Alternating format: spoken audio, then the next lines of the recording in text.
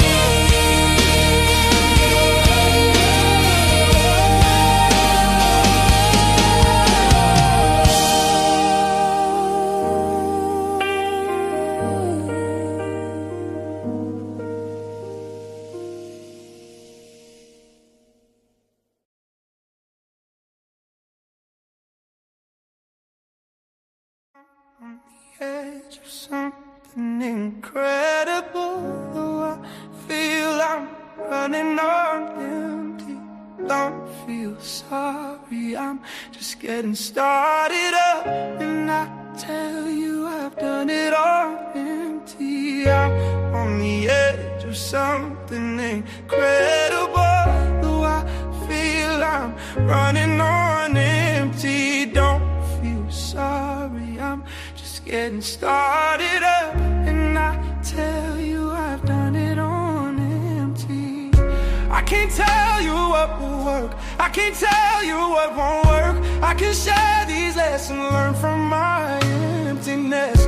And I don't know what will go wrong, and I won't dwell on that for long. What I know is that I gotta keep moving, 'cause I'm on the edge of something incredible, though I feel I'm running on empty. Don't feel sorry, I'm just getting started up. And I tell you I've done it on empty. I'm on the edge of something incredible, though I feel I'm running on empty. Don't feel sorry, I'm just getting started up. And I tell you I've done it on empty.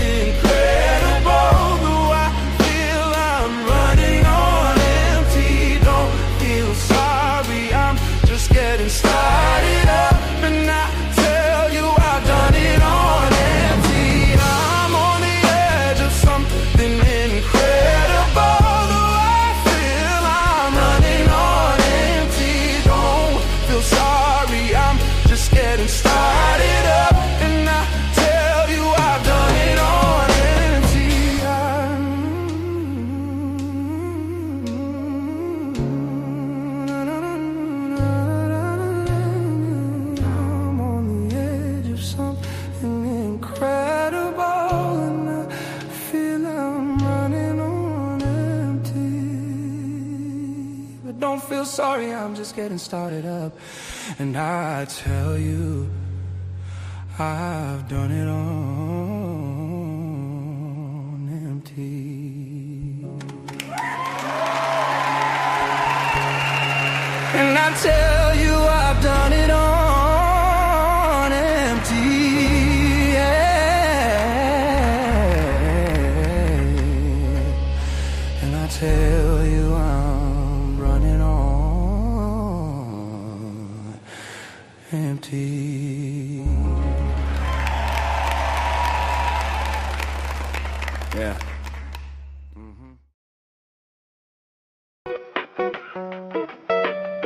What's up, everyone? Happy Sunday and welcome to Sunday Sessions. I'm your host, Durante Lamara, and wherever you're watching from today, I'm genuinely glad you're here. Welcome in. We are Bridge City. Now, Bridge City is a global community of people who are committed to connecting better, building better, and living better, free from superstition, coercion, or control. What brings us together isn't belief, background, or certainty. It's a shared commitment to people, clarity, and growth. We're not waiting on the future to imagine better community. We're practicing it right now. We're building bridges to better understanding, deeper empathy, and more honest connection so people everywhere can reclaim their authentic existence and contribute to the world on their own terms. At Bridge City, Sundays aren't about doctrine or dogma. They're about people. So every week we gather as a global community, not to be told what to think, but to think together, to learn together, and to grow together, and to create better possibilities together. Because at the center of everything we do is this conviction: people matter. So whether this is your first time here or you've been a part of this community for a while, welcome. My hope is that something in today's experience gives you clarity, encouragement, or maybe even a little light. And just so you know, Bridge City isn't just online. Our global campus connects people across the world, and we're already seeing local expressions take shape. Bridge City Los Angeles is meeting regularly for monthly mixers, and Bridge City Atlanta is right behind them. I'm planning to be in both cities at the top of the year, and if you're local, I'd love to connect with you in person.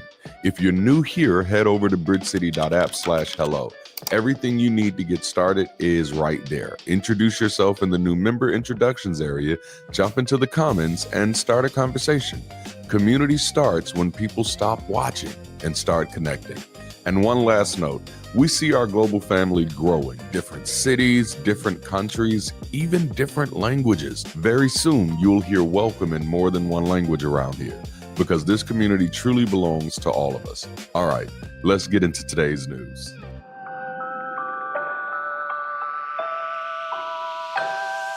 Hi, Bridge City. This is Ashley, your head of community. I wanted to take a moment and drop in and let everyone know what's happening this upcoming week, especially with the holidays and everything else going on. So the first thing I'm very excited about, we'll be hosting a workshop. It'll be called Reason for the Season Moving Forward. So as we get closer to the new year, many of us are reflecting on who we've been, what we're becoming, and what we're carrying forward with us. So we're hosting a guided workshop to help you do exactly that with intention. This isn't a lecture. This isn't a passive experience. Everyone who comes is encouraged to show up authentically and participate genuinely. It's going to be hands-on and honest. It's built around looking back without beating yourself up, noticing your patterns and challenging them, identifying what serves you and what doesn't, and of course, connecting with other members in the community who are on the same journey you are. If you want to close out this year with a clearer mind and a cleaner slate, this session will be a powerful way to do it. We'd love to see you all there. Also coming up, I know you've heard Durante talking about these, are Vision Nights. If you're in the Los Angeles or Atlanta area, here's an update that you need to hear. We're preparing to bring Bridge City live experiences to both cities. Vision Night isn't just an event. It's a moment where we lay out the vision, the structure, and the path for what the local Bridge City campuses will look like before anything launches. If you've thought about starting a local chapter, this would be what you want to go to. We are actively looking for people who want to help shape this from the inside.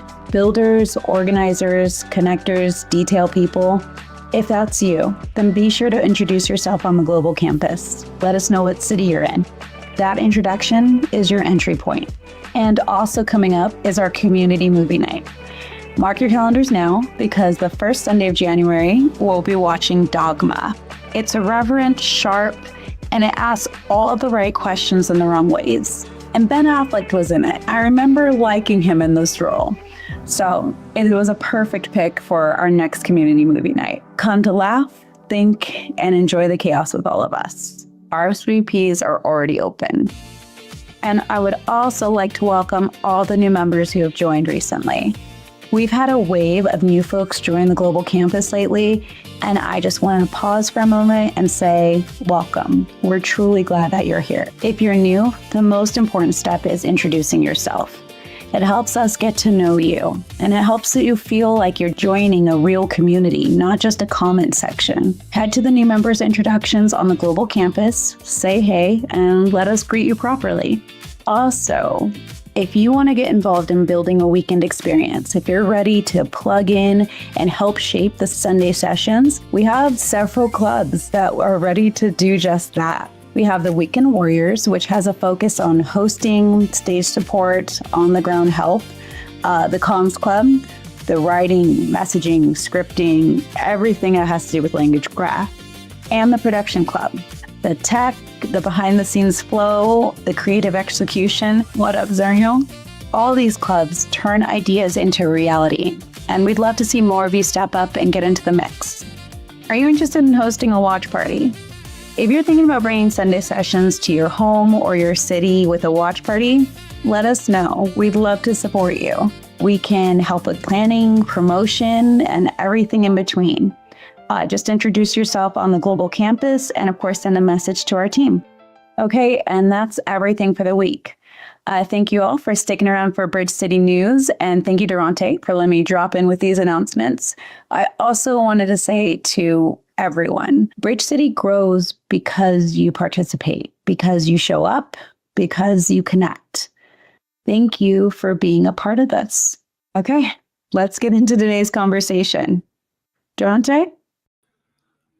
Wow. Thank you so much, Ashley. That was incredible. For those of you who are just coming in, that was Bridge City News.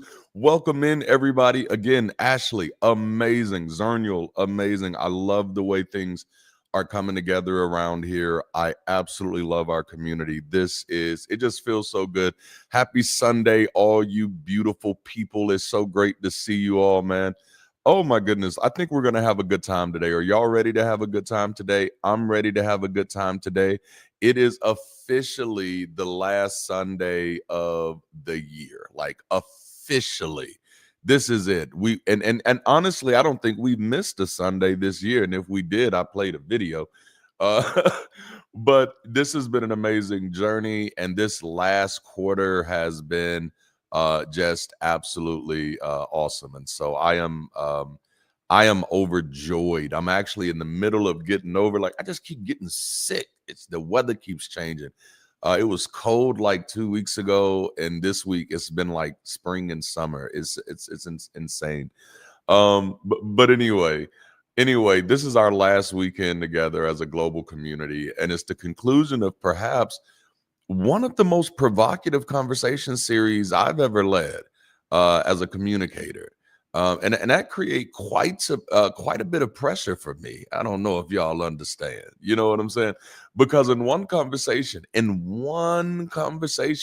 I have to not only conclude a series, but also close out a year, you know? And my, what a year it has been. I mean, like my, what a year it has been. I mean, like a hell no to the no. What a year it has been. Has 2025, I mean, whether you're sitting on the sidelines just watching everything else happen, or whether you're actually experiencing some things in your own life, has 2025 been a year or what? Again, my, it's been a year, man. But as a community builder, as a movement architect, if you will, I have to be mindful of and prepared for also at the same time a new month, a new year, and a new series that'll help us kick off the new year strong.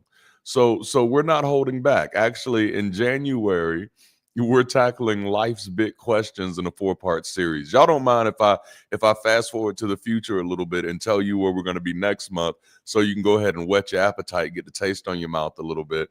But next month in January, we're opening the year, a new month, new year, new series. We're starting that year tackling life's biggest questions. That's the name of that series, Life's Big Questions. And we're going to tackle them together in a 4-part series. And this was inspired by one of our community members, one of our global campus members, who lives on the other side of the world. This week, like this morning, I got to talk to 2 of our members, and forgive me for just bragging. It's the last year, it's the last Sunday of the year. And so, I felt so good about being able to open up my Sunday morning looking at messages from Malaysia and Australia, and it's members of our community. Like that's amazing to me that we have members of our community in Malaysia and Australia. Like, I got to figure out how we're going to do Sunday sessions to accommodate for everybody's time zones, man. And so for the month of January, we're going to tackle life's big questions, man. And it's going to be a fun time that very first week, very first Sunday, right before that Sunday at noon. And then, of course, that first Sunday night, we're doing Dogma for movie night. I love to see y'all there. You got to come to the global campus for that. But we're going to open that series up with I'm Safer Than I Thought.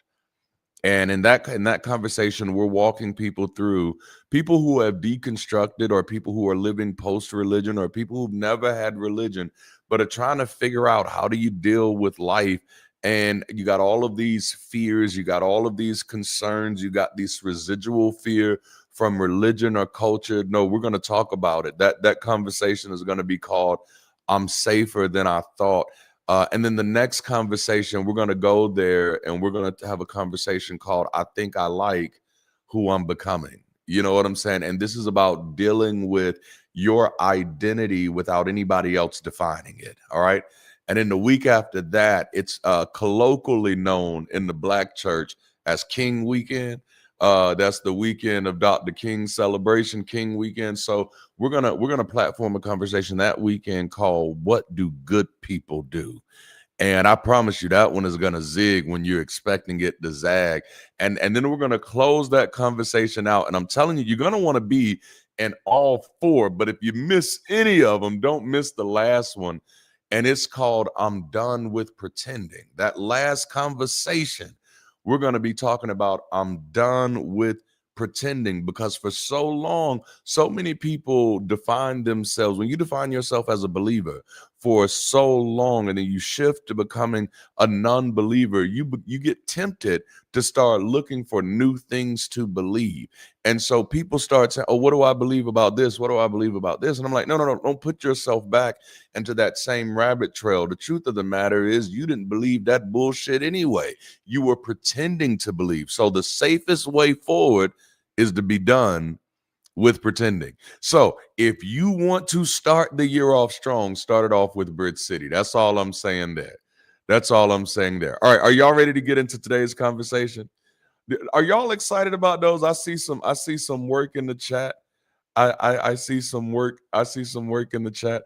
I think we're gonna have a good time. Well, we're closing this series out today, man. We've been in this series. This is our 5th week.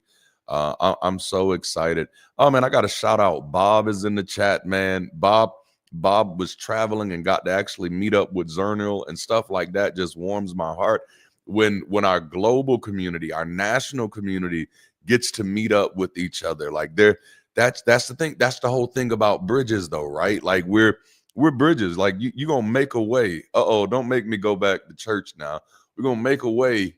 What ain't no way. That's what bridges are. We bridges. Everybody else talking about the troubled waters. We're the bridges over the troubled waters. Let me bring it back into something. Maybe have you ever told somebody to say, when people just throwing rocks at you, and you ever need some good advice, people throwing rocks at you. Let me tell you what you do with those rocks, baby. You build a bridge. and you get over it. Y'all ain't ready. Okay, so let's jump into today. As the founder of Bridge City, I found myself fascinated with two industries, and this is just kind of giving you some insight into my neuro spicy. You know what I'm saying? Yeah, that's right. Come on, Bridge. I love y'all. Y'all are amazing. I found myself fascinated with two industries as we continue to challenge, cultivate, and craft the culture of our community. I found myself fascinated with two industries, and that's travel and hospitality. Okay. Travel, because as a progressive or forward thinking community, our job isn't just to be a place to plug into, but we also bear responsibility of helping our members transition from where they are to where they desire to be. That's why we're Bridge City. We're not just a place, we're a passage. You get it? We're not just a place to go, we're a place to get you connected so you can go where you're trying to go. We're not just a place, we're a passage. So the travel industry, which is just getting people where they're trying to go, that has to like Delta Airlines isn't one plane, right? And that's how I see Bridge City in many ways. Like, we're not the plane, we're the airlines. Oh man, and see, like, I don't want to get into vision, but like this is something that sometimes people can't deal with, is that there are a lot of people who are flying Delta today who aren't necessarily going to the same destination. They just chose the same airline. So there are a lot of people who connect to Bridge City today who aren't necessarily aiming to get to the same places. They just chose the same community. Is that good, y'all? Okay, so travel, because they help people get places. They think about the best routes to help people get there. That's Bridge City is kind of obsessed with that. There are a lot of things to be upset with in the world. There are a lot of things to be mad with. But I'm gonna be honest with you. I don't think there was ever a time in history where that was not the case. I don't think there was ever a time in history where it was not the case that there was something to be mad at. I mean, even before we started organizing, you know what I'm saying? And just be like, even before we started pulling ourselves together as societies, even before we started becoming more agrarian, it's like there's always something bad happening somewhere, no matter what the context is. At this moment, that's a part of me kind of moving out of superstition, is realizing like, oh yeah, there is not this predefined good or this pre-existing good. We are living in chaos, and chaos has been existing for a long time. Y'all don't want to talk to me. So there's a lot of bad things that are happening, but one of the values of Bridge City is that we are progressive thinking. We are forward thinking. So it's like, no, I know it's bad right here, but how do we get there? How do we move there? Okay, I know people are dealing with this. I know people are struggling with this. How do we help those people move forward? So travel industry is all about helping people get there. And I'm just talking about my little obsessions right now. We're going to jump into it. But the other industry that I'm just as fascinated with as thinking about the culture of Bridge City is hospitality. And that's because I don't just want you to get somewhere with us. I want people to enjoy every experience, every event, and every excursion as if it was crafted with their highest standards of care in mind. Like I've jokingly said, but seriously meant, that I want the Bridge City membership experience to feel like Disney World meets Saving the World.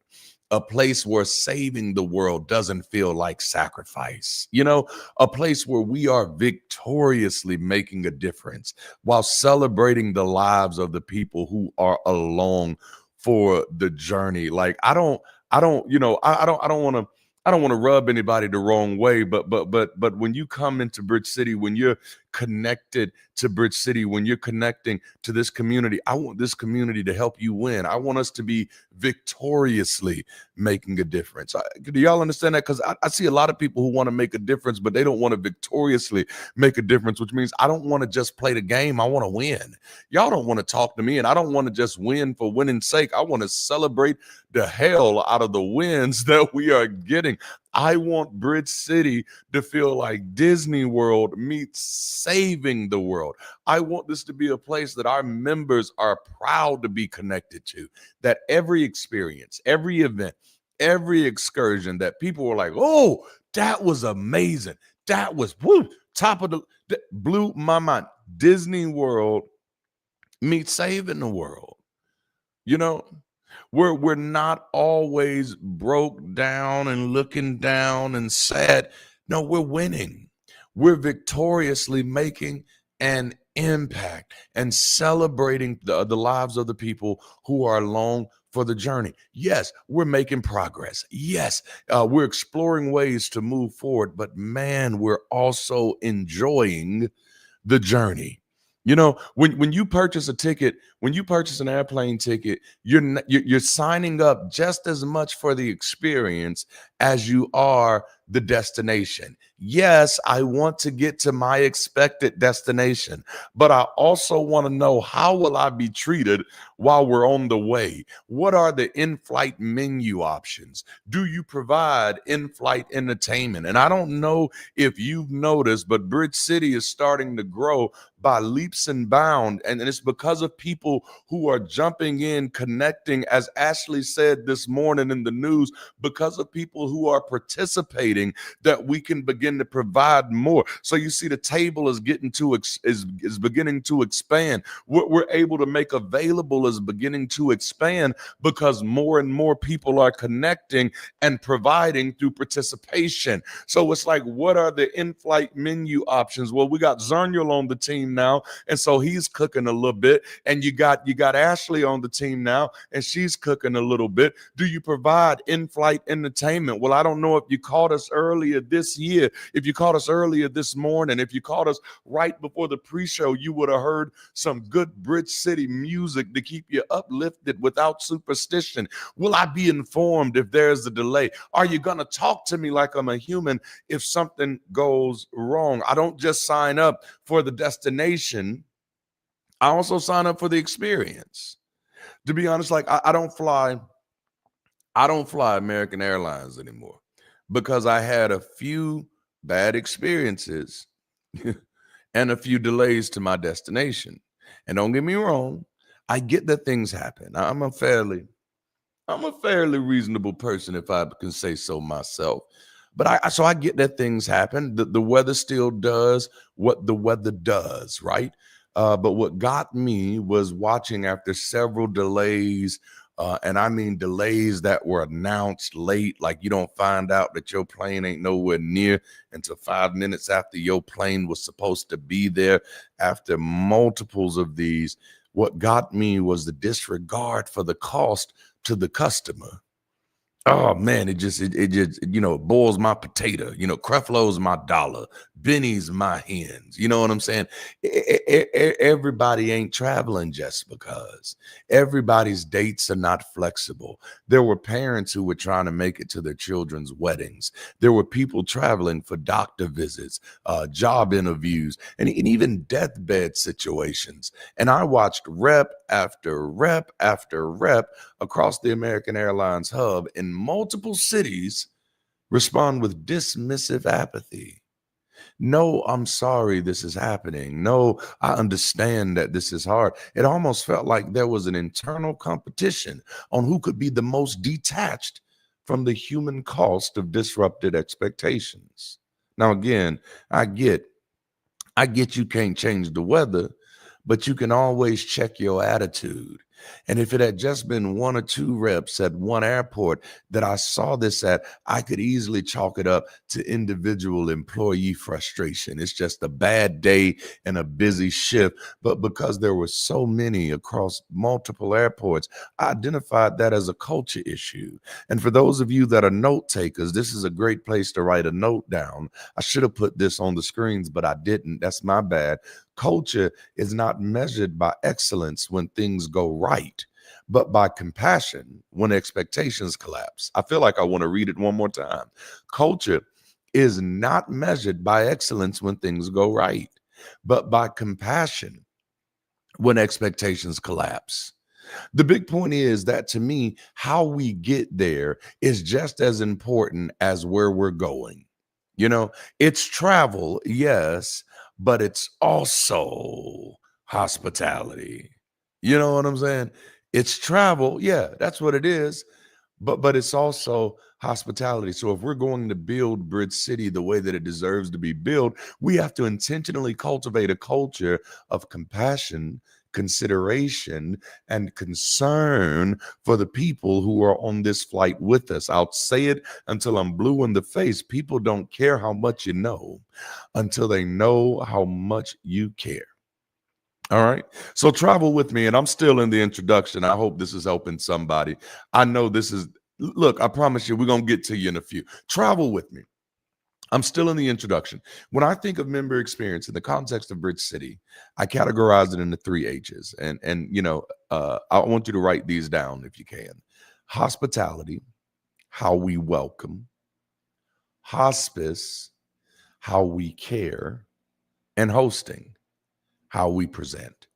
All right. When I think about the member experience, I think about those three H's, right? Uh, Hospitality, how we welcome, hospice, how we care, and not just how we care when things go well, but also how we care when things break. You know what I'm saying? And then hosting, how we present and maintain culture. Y'all heard Ashley call out one of the clubs that we have that lets you get involved with the teams. It's the Weekend Warriors Club. That's pretty much the hosting club. And so you see Ashley's doing two hosting jobs right now. She's chat hosting and she did stage hosting this morning because she did our Bridge City News. You know what I'm saying? All right. See, that's how we present and maintain culture. Now listen, we're not all the way there yet. I'm not saying we've arrived, but my vision is that anytime you're with us, for as long as you're with us, you feel at home. And I take that so seriously that in my head, the internal team responsible for this already has a name. Y'all want to know what it is? They already got a name. The team that handles our hospitality, our hospice, our hosting, they'll be called homemakers. I know that's like I just come up with names like that. I'm creative like that. I like little stuff like that. Homemakers. And within those three areas of hospitality, hospice, and hosting, homemakers will be responsible for, you should guess the first one, homemaking, home warming. You got to make the home warm. You know what I'm saying? Homecoming, making people feel celebrated. Yes, right. Gladiators with suits on, and even home going, helping people transition. And then watch this one. And this is how we get into the conversation today. And watching out for home wreckers. Okay. All right. So okay, let's listen to this because we're talking about, look, I took you somewhere. We started with where my industries were, and I know y'all was like, why is he talking to us about industries he fascinated in? And we went from travel to hospitality, and now we're talking about, you hear me? Now we're talking about the hospitality and membership of Bridge City, but I'm about to bring this to your life. Because I told you when I think about this from hospitality, hospice, and hosting. And so our homemakers team, we don't have them yet, but I'm looking for them. We building them. Our homemakers team, they're going to be responsible for homemaking, home warming, homecoming, home going, and watching out for home wreckers. Trust me, I'm going somewhere. Now, traditionally, when we say home wrecker, yo, home wrecker. Have you ever been called a home wrecker before? Now, traditionally, when we say home wrecker, we think about the person who slides into taking spaces with no regard. Now, I ain't kink shaming. Now, get off me now.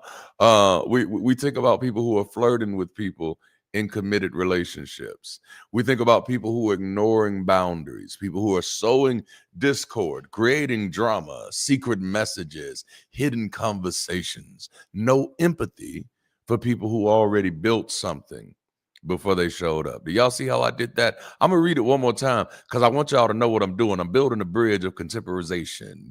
I'm taking a word that used to be used to shame the woman because, by the way, it takes two Okay, y'all don't want to talk, but I'm taking a word that used to be used to shame women, and I'm about to make this thing do what it do. If y'all ain't used to me, I just want y'all to know I zig when you be thinking I'm about to zag. So now, traditionally, when we say home wrecker, we think about that person who slides into taken spaces with no regard.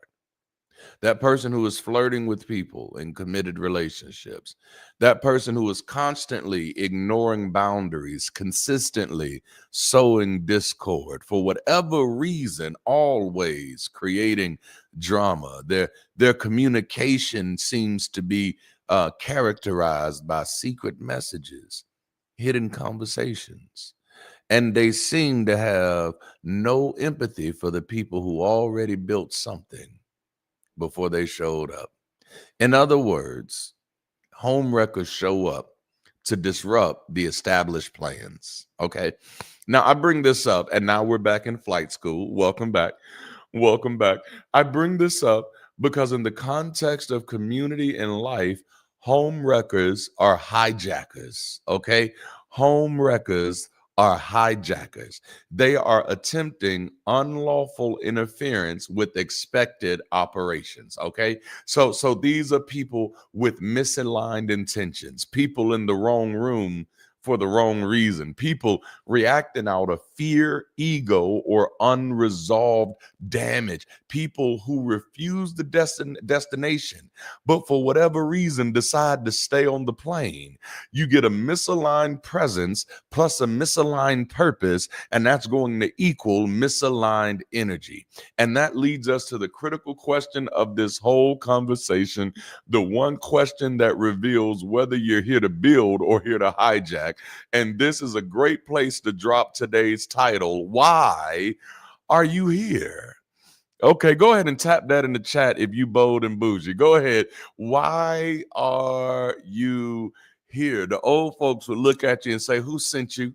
Nope. Why are you here? This is the question. Since we're closing out a series and closing out a year, I wanted to make sure we landed on a question that would help us interrogate our circles and explore ourselves. And the question of the weekend is, why are you here? If we were sitting in the same building, I'd have you like tapping like 5 people, just run around and tap 5 people and say, "What the hell you doing here? Can I get a hell yeah?"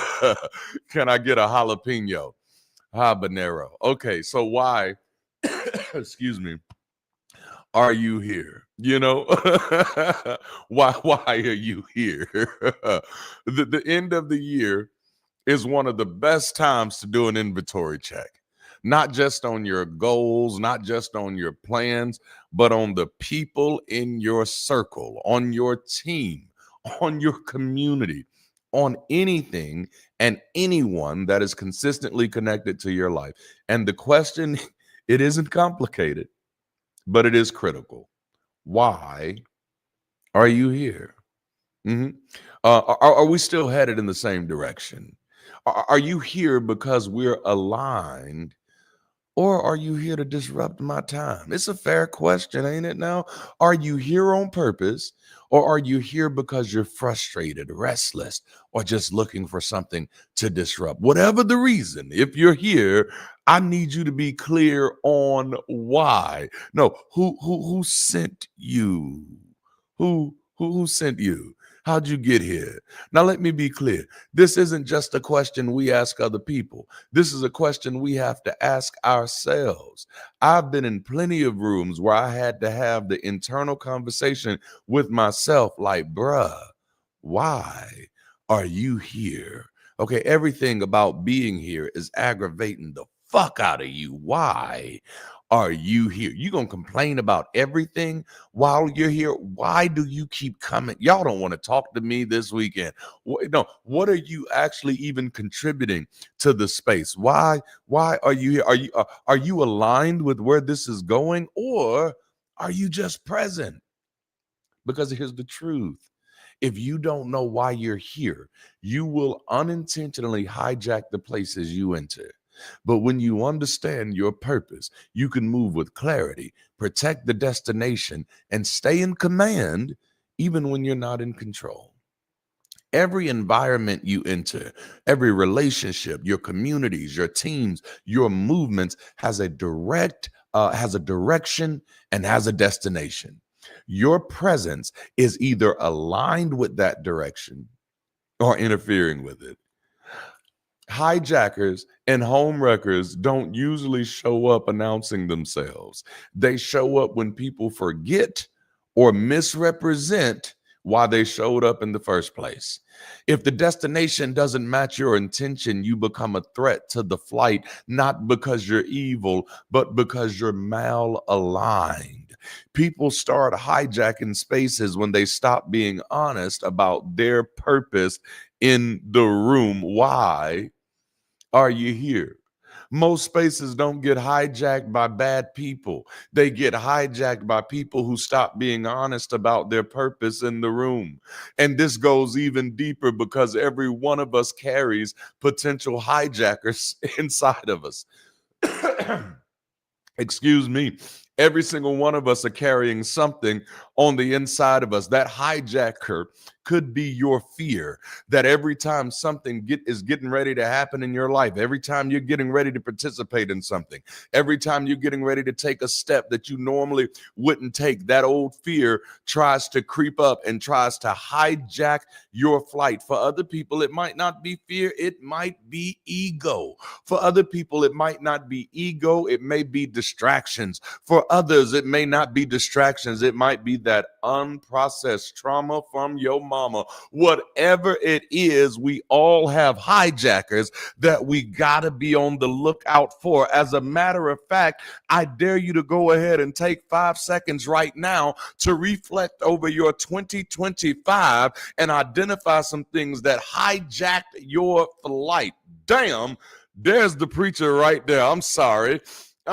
Listen, I dare you to look back over 2025 and say, dang, I was going to hit this goal, but such and such hijacked my flight. I was headed in this direction, but dang, old good looking showed up. Goddamn, I was getting ready to do this, but no. If you don't learn how to spot those, they'll eventually take the controls.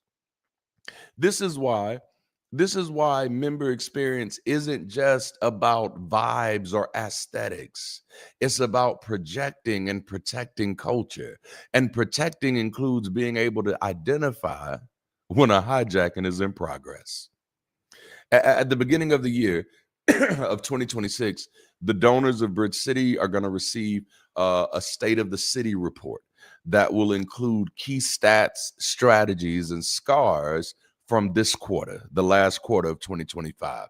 And one of the slides is dedicated to nothing but culture.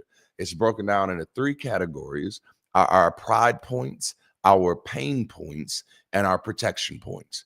These are things that we are proud of as a community, things that are giving us a little pain as a community, and things that we want to protect the culture from. Okay, so a few of our pride points are we're definitely and finally developing a hands-on a core team, people who bring ideas that are in alignment with the vision that they can execute on. People who look for needs that they are uniquely able to feel, and who've shifted from just spectating to participating. So the way it feels for me, and I'm just gonna be honest with you, I wouldn't be me if I wasn't honest. So I'm just gonna be me and be honest. The way it feels to me like I've been pushing. Like I have a Tahoe, and it's like let's say all of my tires on my Tahoe are flat, and so it's been like pushing. It's like been pushing like my Tahoe uphill, and all the tires are flat. And there's been a lot of people like, man, this good stuff. You doing good. That's good work, Doc. You keep pushing. You just keep on. And then, but people like Ashley, people like Zernial, they've come in and they've like, I think I might want to help you push that. And so they've been kind of like helping me push. And I don't know if you've noticed, but like that makes a difference, right? That changes the energy. And right now it's still small stuff because it's just 3 of us, right? And we're still building the team. But now because we're pushing together, It's so I got the hands-on core team, and because we're pushing together, since it's Kwanzaa, let me go ahead and pull a Swahili word. Since we're pulling it together, harambe, since we're pulling it together, since we're working on this thing together, it's positively impacting what the weekend energy. And that's the second pride point, is that we're starting to get a lot of really good energy around these Sunday sessions around the weekend. Like, flight school has felt different.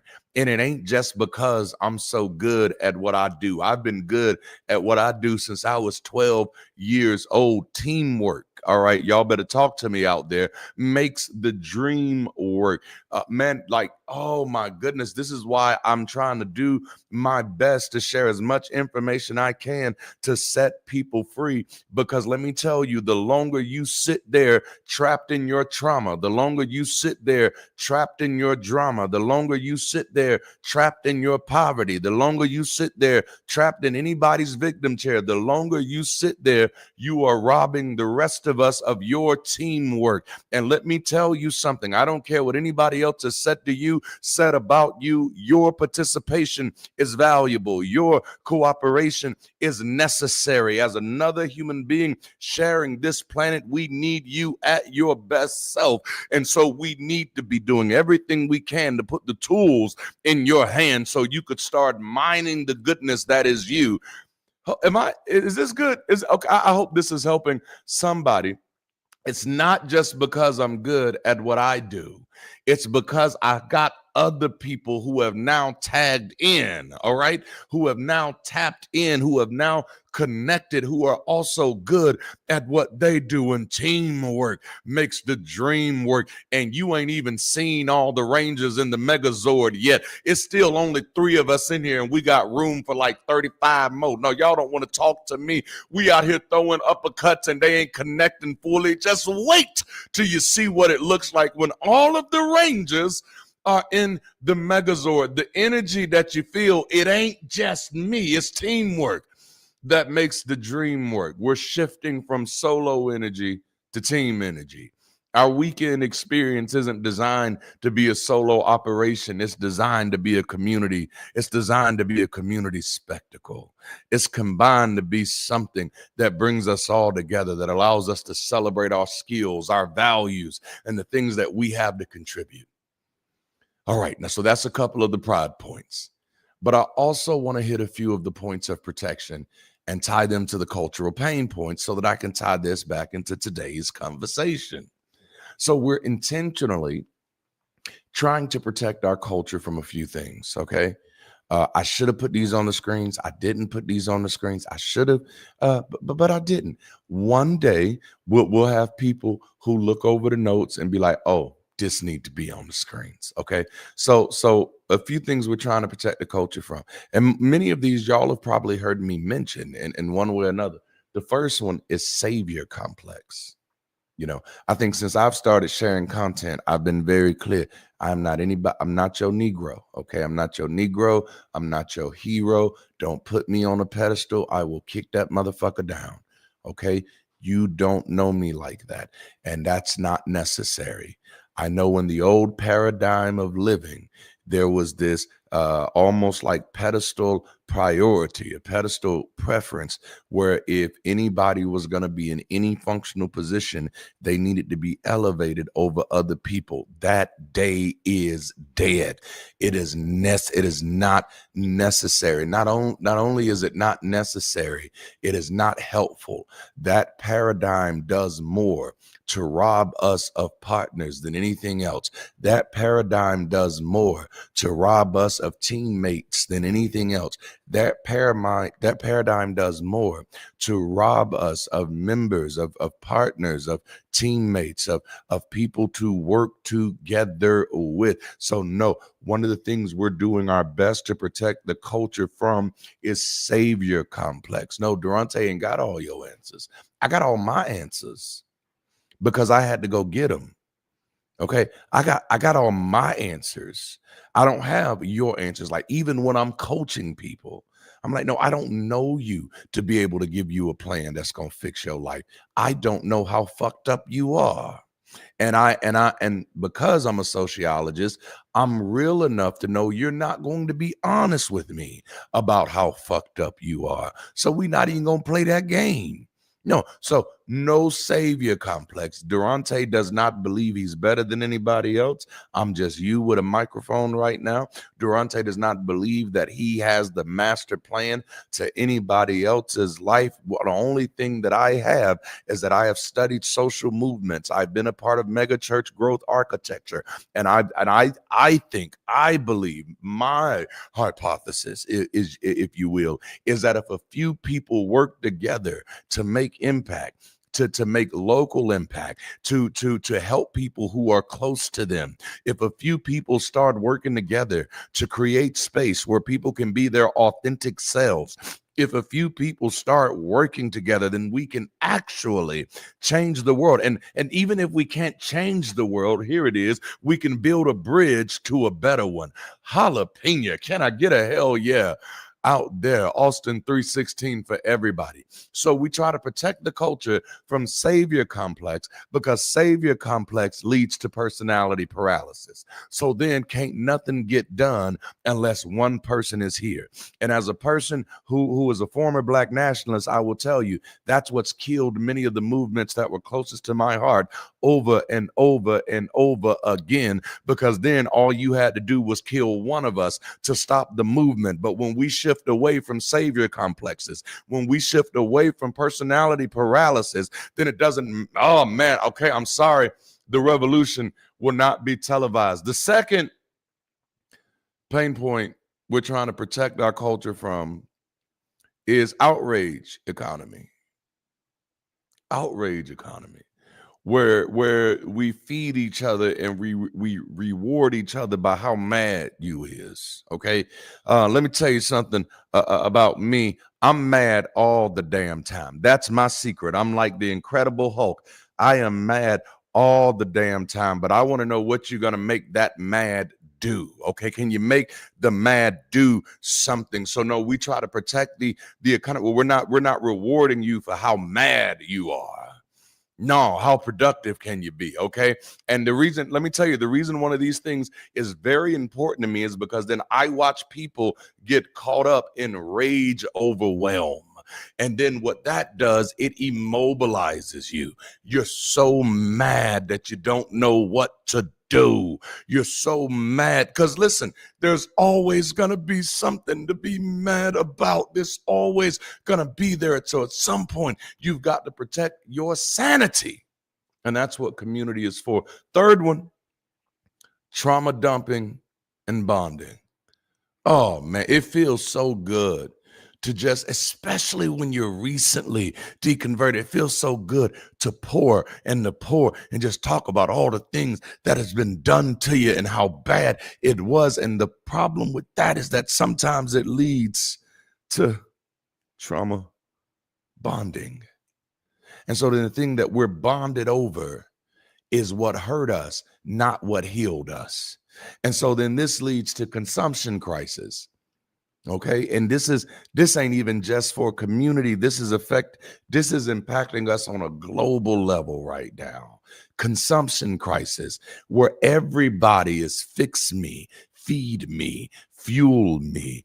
Everybody's looking at somebody else to be their source of fixing, or their source of feeding, or their source of fueling. Those are things that we're protecting our culture from. And the last but not least, as far as Bridge City community, is debate culture.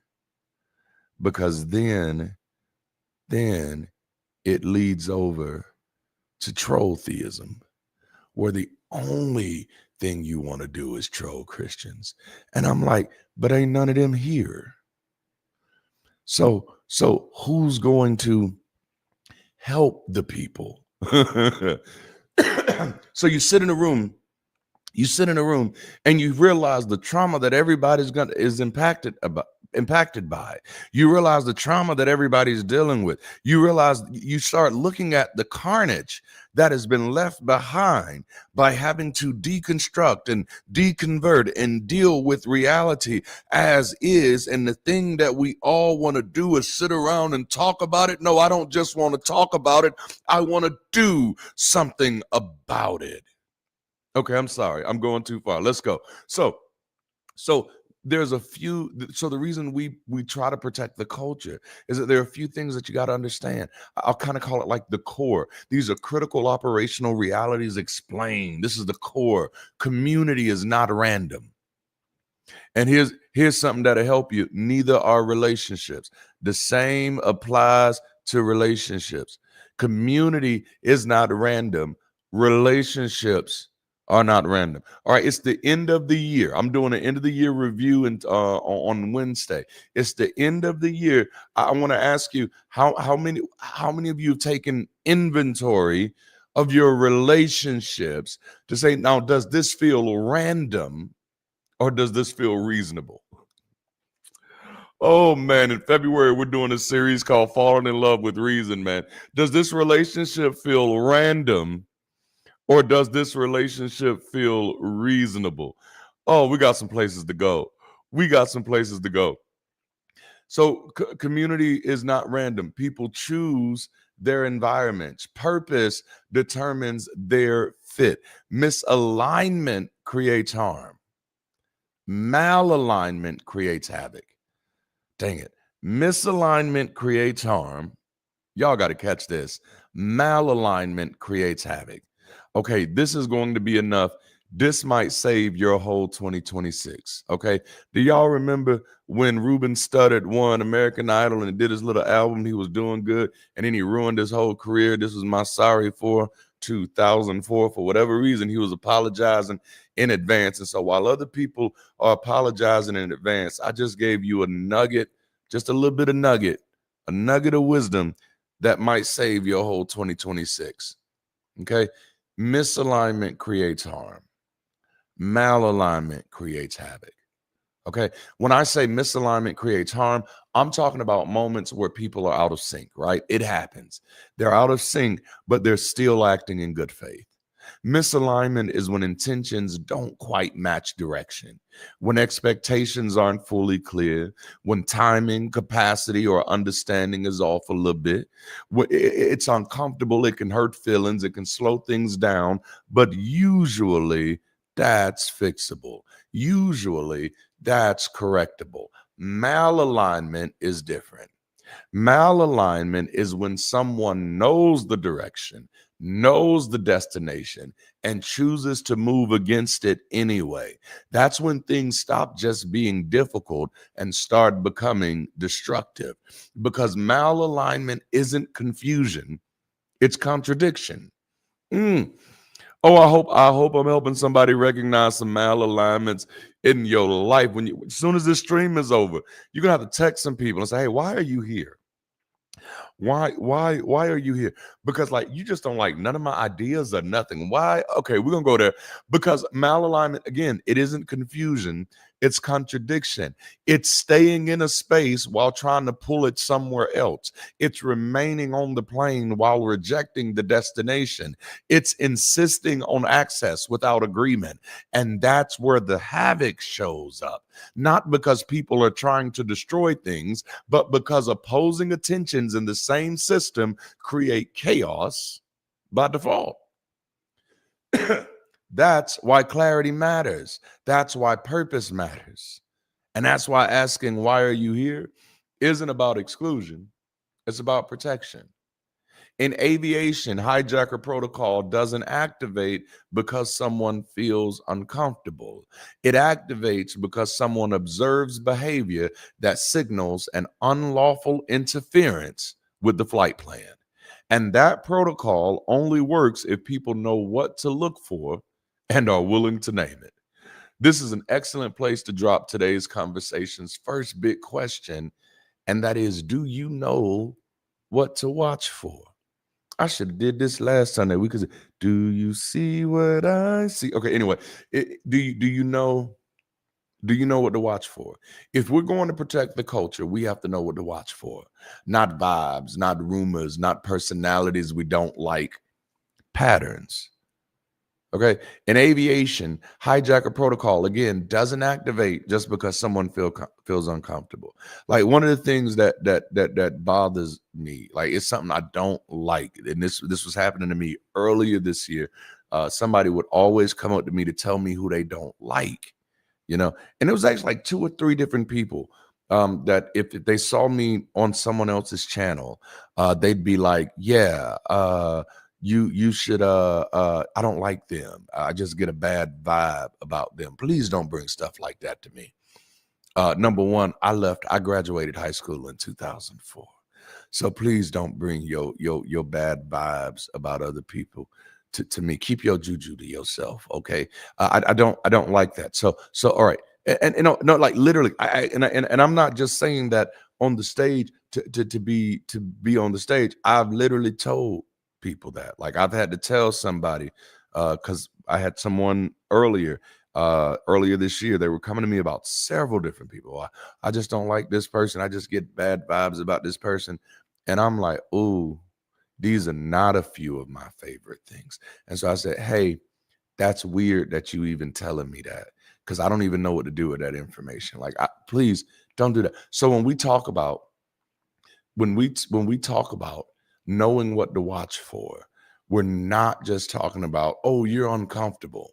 We're talking about observable behavior that signals unlawful interference with the flight. This is true in our lives and our communities. Okay. So it starts with behavior observation. Unusual crew or passenger behavior, energy that doesn't match the moment, actions that don't align with the stated purpose, not different, not new, not even just strange, disruptive. You know that I'm getting tired if I get to the word disruptive. You know, all right. Things get disruptive. So watch disruptive. So here are a few patterns. And again, these are things you can apply to community and you can apply to your life. Number one, attempting to distract with discontentment. So this is when someone is consistently unhappy in a space they chose to enter. My wife and I watched this show called Caught in the Act, and it's with Tammy Roman, and people come to Tammy Roman and they be like, "Oh, I think such and such is cheating on me, but I'm not sure." And Tammy be like, "Oh, you think they cheating?" And like it'd be like, if you thought they were cheating well enough to come on the show, you probably know they cheating. You just want the evidence at this moment. But anyway, they go there and they got all these couples, and and they view them and they catch them caught in the act. That's the name of the show, and they catch him. And one of the things that I'll begin to notice about a lot of the people is that you will have people in a relationship, and when they're showing like some of the footage of catching the people, it's like the person is consistently unhappy in a space that they're choosing to be in.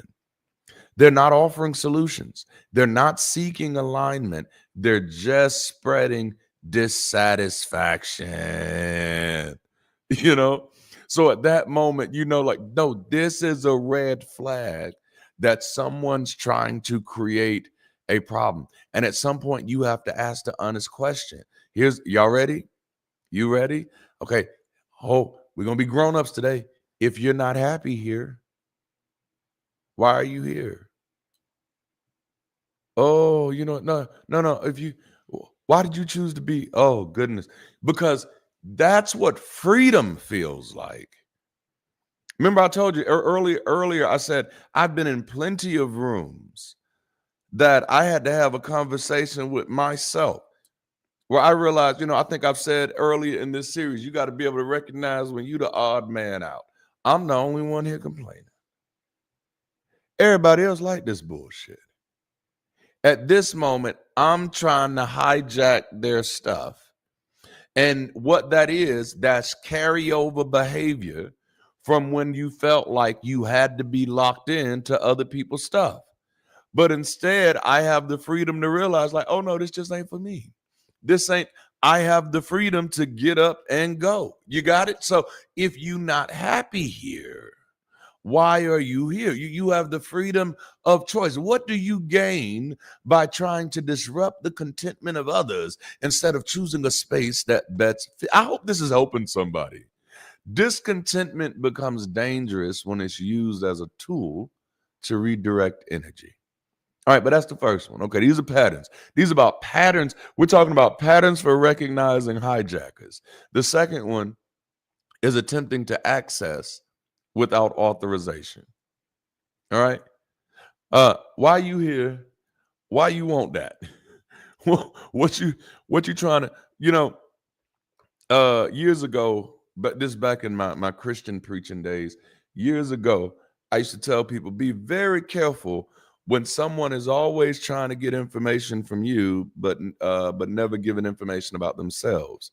Like I've always kind of believed in balance. I was a big balance person. And so, and that's stuff I've just had to learn. And so, sometimes people can want influence and visibility and control in your life without qualifying for that. And some of you, oh, damn, I'm sorry, I'm about to step on some toes. Some of you have such an issue valuing yourself that you don't even make people qualify to have influence in your life. You don't even make people qualify to have visibility in your life. You don't even make people qualify to have control in your life. Anybody just show up in your life and all of a sudden they got influence, visibility, and control, and there is no process. And that's probably why you sitting there thinking like, well, I ain't got no hijackers in my life, because everybody is a hijacker in your life. No. What is the like? No. Like, oh my goodness. I started doing this when nobody knew my name. I tell you, I published my first book 2014, and in that book I wrote that I'd stop answering my phone, and I've been committed to that. Save so much time, become so much more productive, and I've become much more strict about who's in my circle, who's in my space, who I share time with, who I hold relationship with. Why? Now, because I value myself. And everybody don't understand that. And I'm like, listen, just because you don't value you the way that I value me does not mean I'm going to lower my standards of value for me. My standards are for me and your standards are for you. But if I can give you some advice, baby, putting a process in your life for for finding a way to see if people qualify to influence you will change your life. Okay? These are people who bypass structure, they ignore boundaries, they treat access like entitlement. But access in healthy systems is earned, not seized. This is why I had stopped answering my phone in 2014, because people treated access to my number like entitlement. Like people, especially when I first stopped answering, people would like treat me like they wanted to fight me because I didn't answer my phone for them, because access had become entitlement instead of earned. And for me, it was a problem because what I realized is when people get me on the phone, I'd be on the phone for hours. You know what I'm saying? If I answered 3 phone calls, that's 6-7 hours of my day gone. Talking about bullshit, nothing. And y'all, damn, I'm oh my goodness, this is getting good. And what I realize is that, ooh, you do this all day. You don't have anything that you're trying to work on. You don't have anything yet that you're trying to move forward in your life. And so you can afford to talk on the phone for 4 hours. God damn it, I'm a man on a mission. I ain't got time to waste. And I realized that nobody else was ever going to treat me that way. I was going to have to start valuing myself accordingly. I hope that little commercial break just helped somebody. So access in healthy systems is earned, not seized. There's a process for a reason, not to exclude people, but to protect the flight. I need to make sure that we're going to the same direction. I need to make, if you're getting on this plane, I hope you're going to that destination because that's where I'm headed now.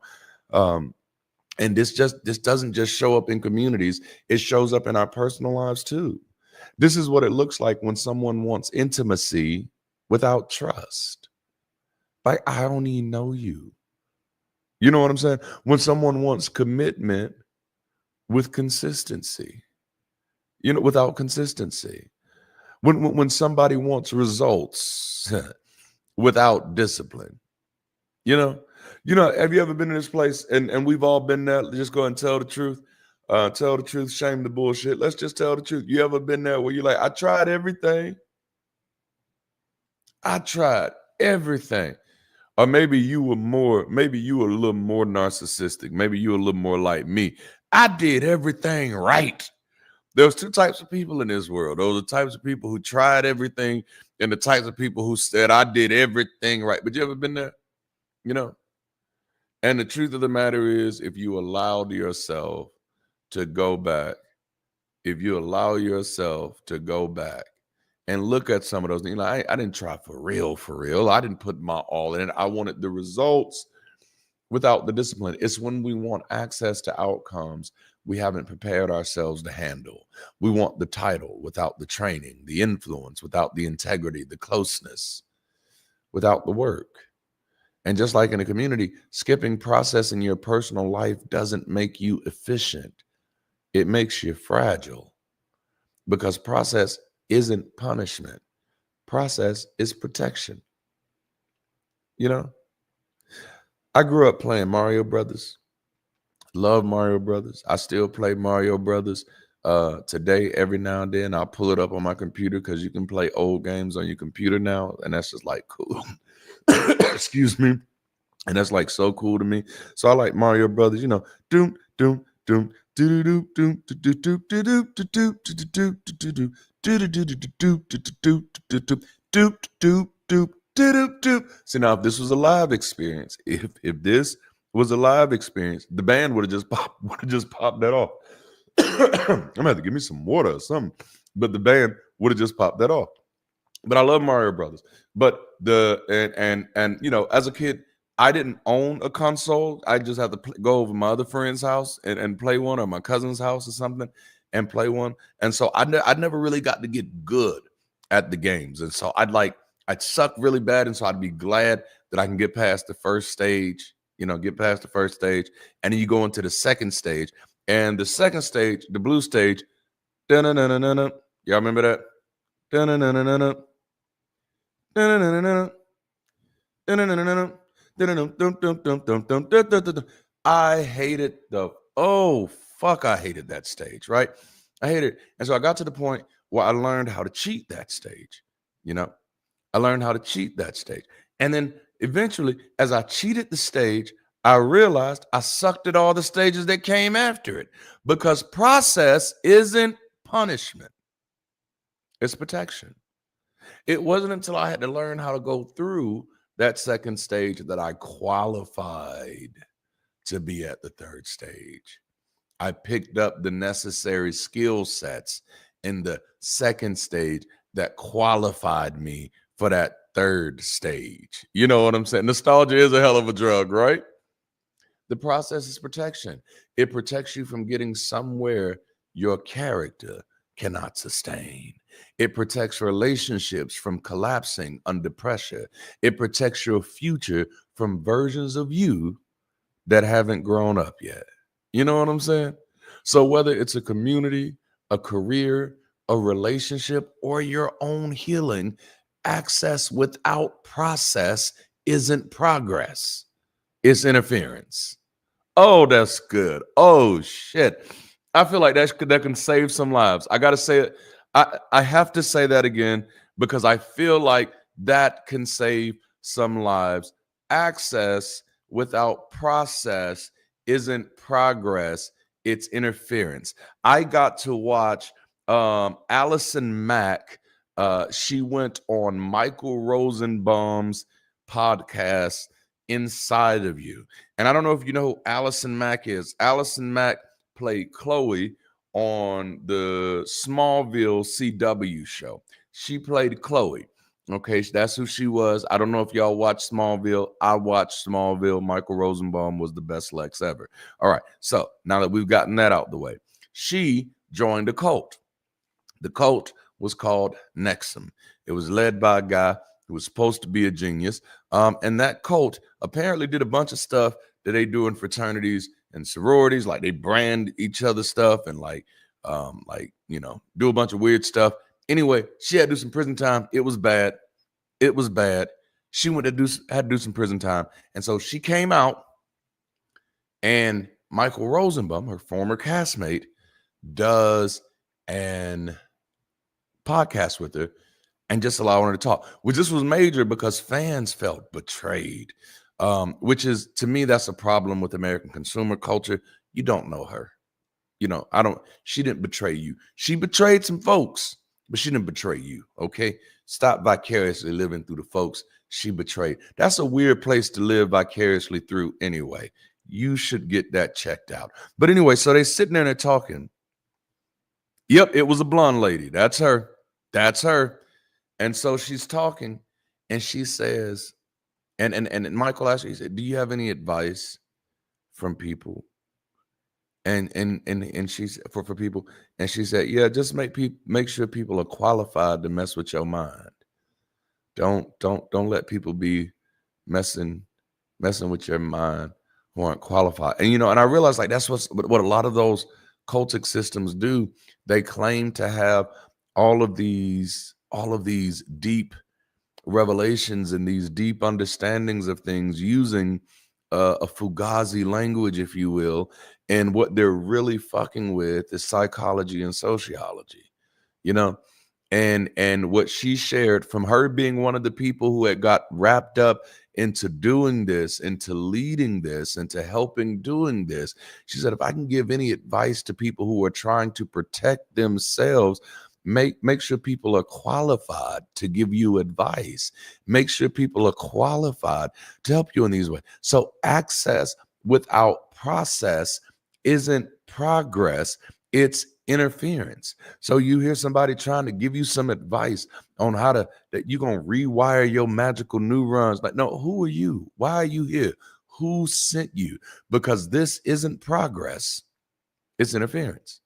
There's a process to go through to get the access that you're trying to go through. All right, now is the third pattern.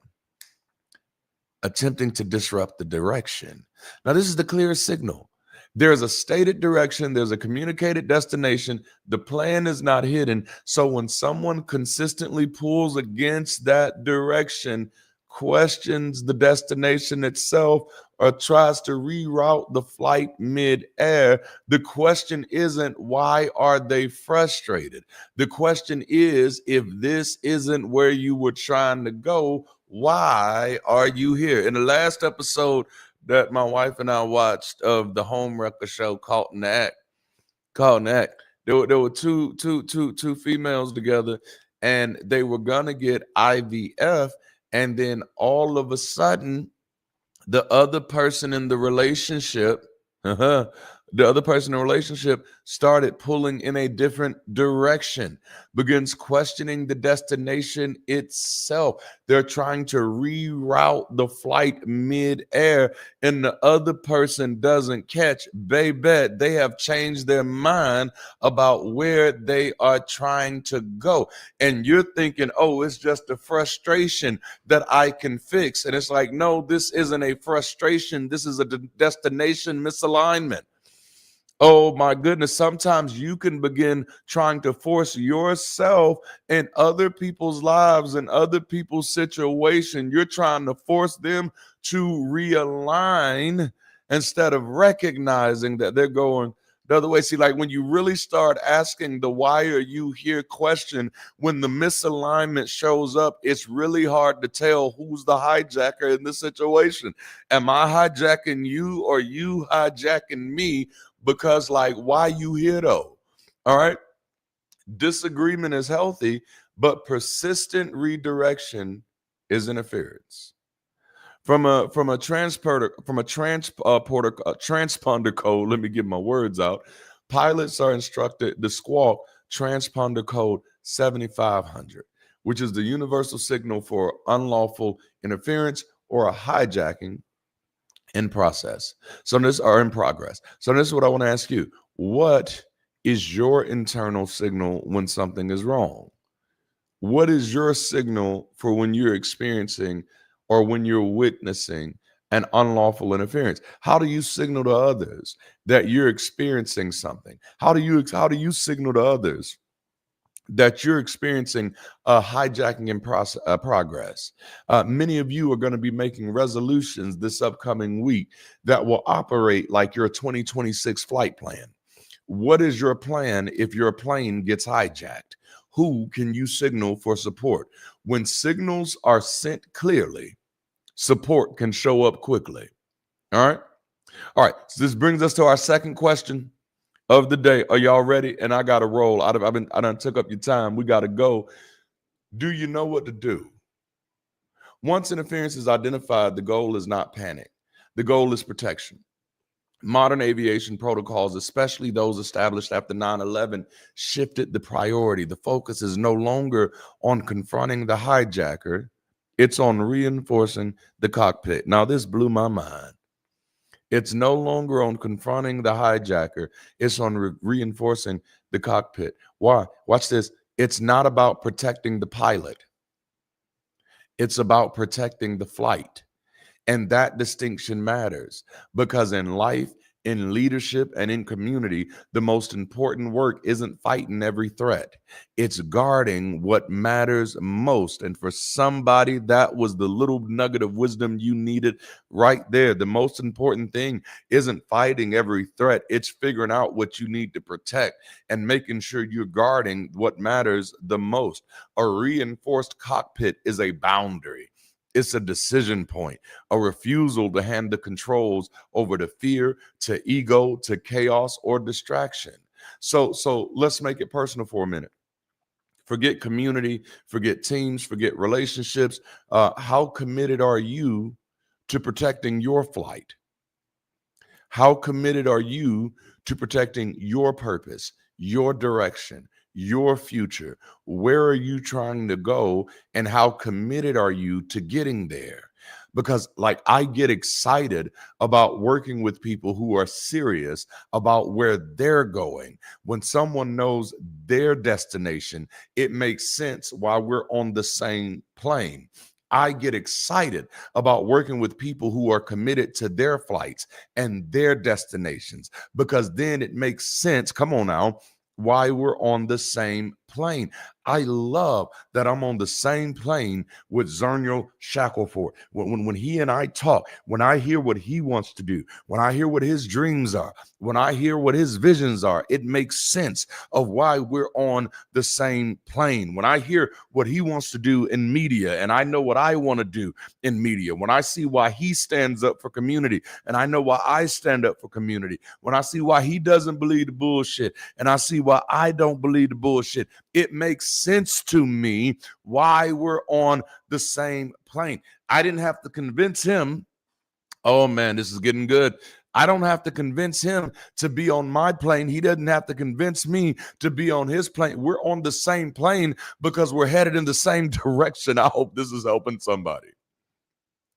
In 2026, spend less time. Oh, this is good. In 2026, we're going to spend more time seeing who's going in the same direction. Spend less time convincing and more time comparing directions. Yeah.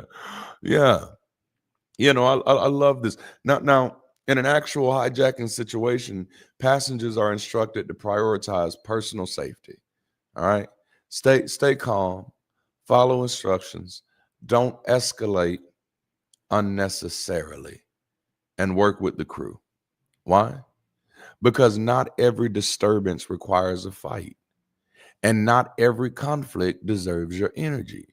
The goal is always the same: preserve life, protect the flight, resist the urge to fight unless the flight itself is threatened. And that applies to your life too. Not every disagreement is an emergency. Not everybody that shows up even has the potential to hijack your flight. Not every trigger is a threat. Not every disruption deserves a response. Sometimes the wisest move is staying regulated and letting trained systems do their work. And this is where community becomes an asset, not a liability. When a pilot signals distress, air traffic control doesn't interrogate them. They don't ask for explanations. They don't question motives. They give priority handling. They clear space. They provide support, and they help the flight land safely. That's what healthy community does. When signals are clear, people around you know how to respond when you're under pressure. So here's the real work of this moment. How do you respond when life gets hijacked? When fear tries to take the controls, when trauma hijacks the room, when anger, loss, or chaos shows up unannounced, as it so often does, when someone else tries to redirect the flight that you're on, do you reinforce the cockpit or do you hand over the controls? Do you know what to protect when things go wrong? And this leads me to my final question of the conversation. Do you know what to ask?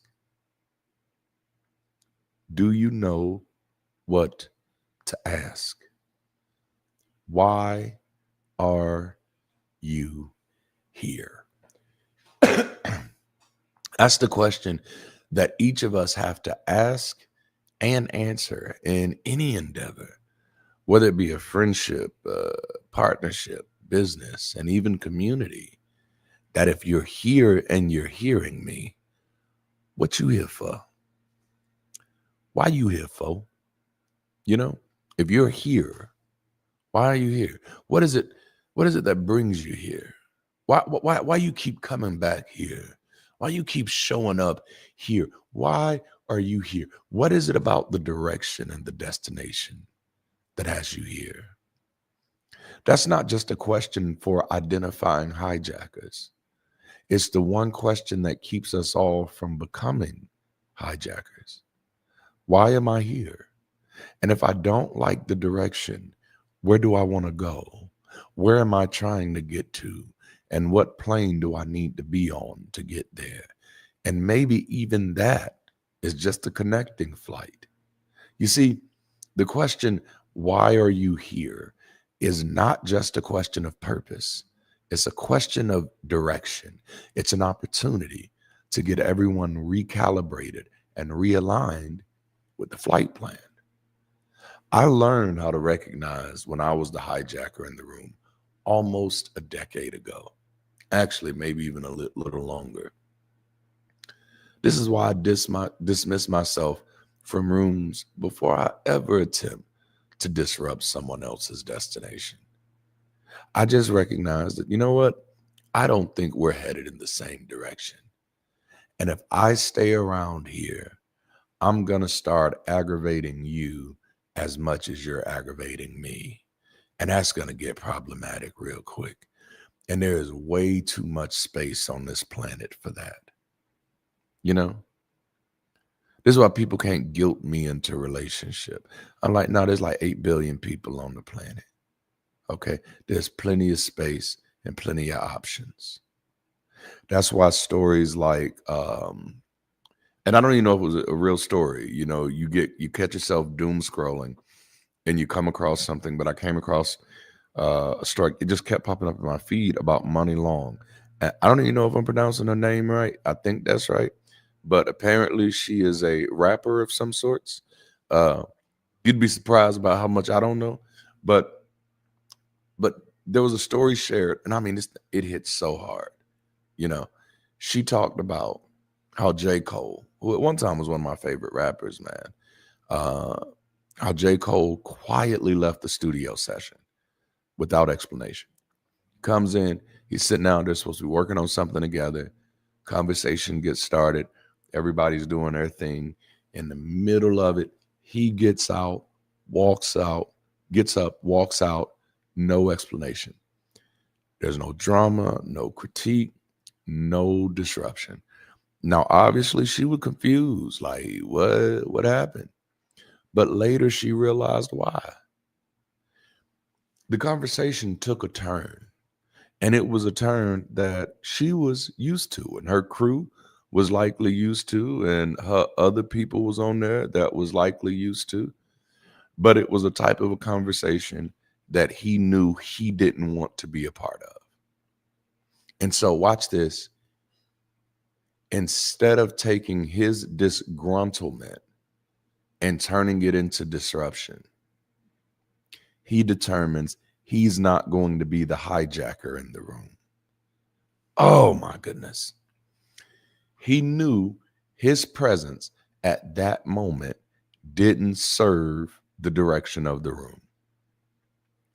That kind of self-awareness is rare, and it's powerful. And while this is a powerful question to expose hijackers and even home wreckers and others and in ourselves, it's also a powerful question in exploring ourselves and how we're navigating our personal journeys. As someone said earlier, it's a fair question to ask. Why am I here? And it creates room for 3 powerful alignment questions. What attracted me to this? What do I want from this? And how do I plan on getting it from this? All right. That's what, why am I here? Why are you here? When you ask about it, why are you here? What attracted you to this? What do you want from this? And how do you plan on getting it from this? When you ask yourself, why am I here? What attracted me to this? What do I want from this? And what do I plan on getting out of this? This applies to anything. What do I want out of life? What do I want out of my relationships? What do I want out of my career? Nobody else gets to choose that for me. I have the right and the responsibility to choose what I want. What do I want out of my education? What do I want from my community? That's where I want to land our plane today, with the question for all of us as we close out the year and get ready to make our commitments for our 2026 flight plan. Can I ask you, of all of the places you could be right now, why are you here? I want you to really reflect on that. What attracted you to this? What do you want from this? And get honest with yourself and give yourself permission to name it, no matter how small or big, no matter how unrealistic you may feel it is. What is it that you expect to get from this? Maybe you expect to get a little accountability from community. Maybe you expect to get opportunity to expand in your understanding and your knowledge and your wisdom in your relationships with others. Maybe you're expecting to get an opportunity to expand your skill sets, to work in your talents, to provide your art. What is it that you're expecting to get out of this? Maybe you're expecting to become a little bit of a better person, to heal a little bit, to shake off some trauma. What is it? What is it?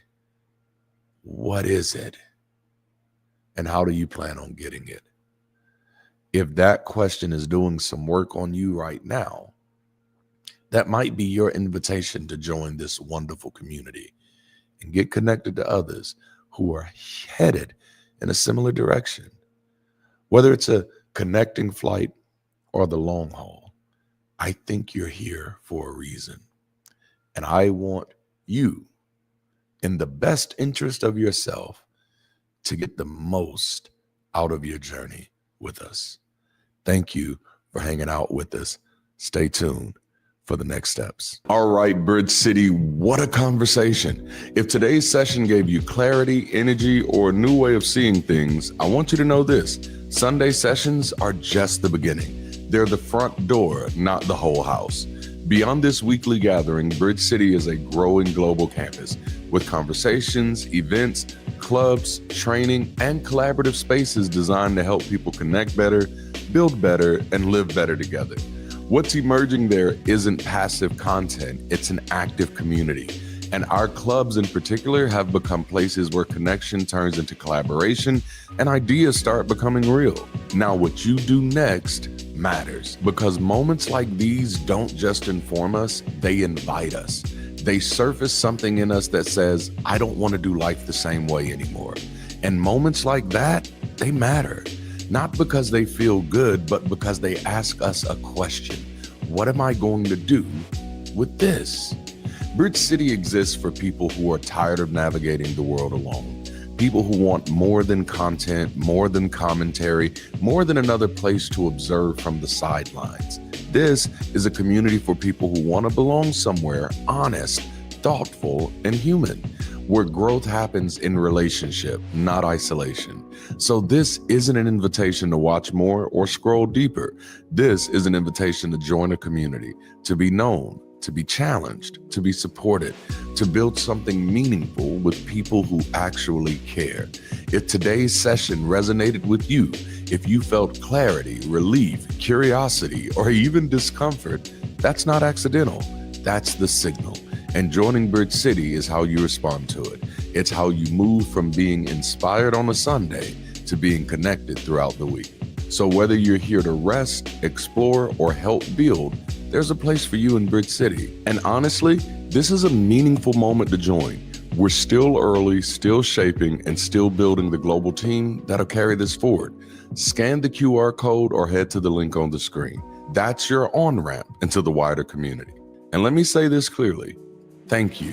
This community exists because people choose to show up, engage, and support what we're building together. If you value these conversations and believe in the work we're doing as a global community, I invite you to consider supporting Bridge City today.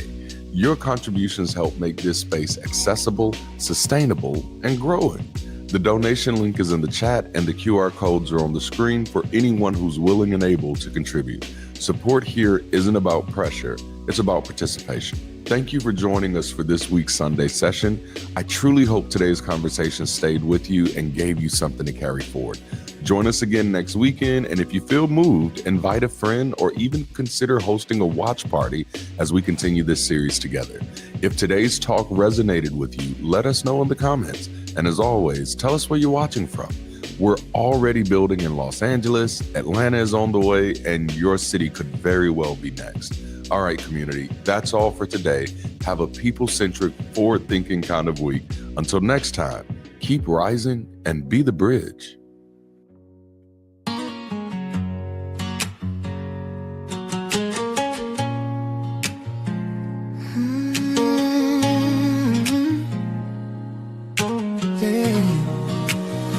Winter's upon us, but spring is coming.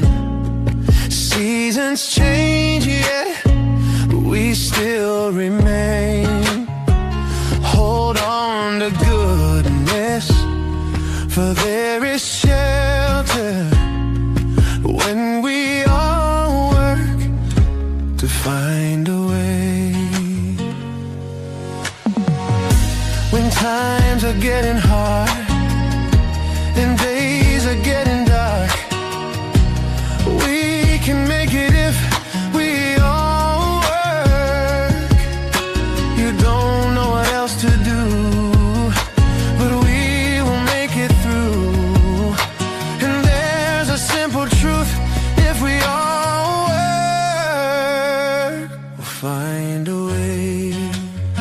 Winter's upon us, but spring is coming. Seasons change, yet we still remain.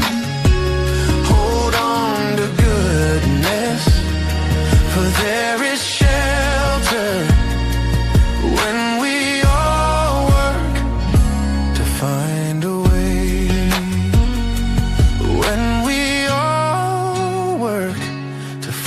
find a